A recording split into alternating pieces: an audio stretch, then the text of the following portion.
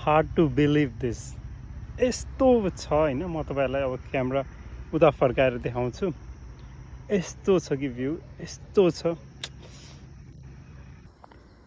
This is the view है।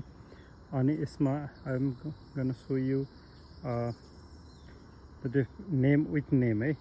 यो जुन तपाईँहरूले कर्नरमा देख्नु भएको छ नि, हो यो चाहिँ धौलागिरी है।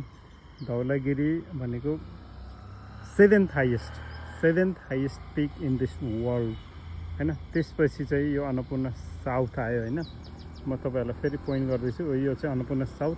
त्यो सँगैको अर्को हाम्रो यो यता देखिएको चाहिँ अन्नपूर्ण 1 हो। पछाडिको चाहिँ त्यो चाहिँ अन्नपूर्ण 1 चाहिँ 10th हाइएस्ट है। त्यो चाहिँ 10th highest in the world. अनि त्योभन्दा अगाडिकोलाई हिमचुली भन्छ। त्यसपछि यो चाहिँ माउन्ट फिस्टल माछापुच्छ्रे हिमाल भइहाल्यो। हामी यहाँबाट चाहिँ एउटा मात्रै पुच्छर देख्छौँ। त्यसको एक्ज्याक्ट पछाडि अर्को पुच्छर छ। त्यसको दुईवटा चाहिँ पुच्छर भएको। It's looks like a tail of fish होइन। माछाको पुच्छर जस्तै भएको भएर माछापुच्छ्रे नाम राख। त्यसपछि अन्नपूर्ण 3, यो चाहिँ अन्नपूर्ण 3 हो। अनि त्योभन्दा यताको अन्नपूर्ण 3 पछिको 4। अनि यो त्योभन्दा यताको छुट्टै भएको चाहिँ बादलभन्दा थोरै यतापट्टि भएको चाहिँ अन्नपूर्ण 2। त्यसपछि यो लमजुङ हिमाल हो। लमजुङ हिमाल पछि चाहिँ यता बादल अलिअलि बादलहरू देखिन लाग्छ। यता चाहिँ मनासलु रेन्ज छ। अर्को दिन फेरि क्लियर हुँदाखेरि त्यो पनि देखाउँला। तर इट्स अनबिलिभेबल यस्तो छ नि।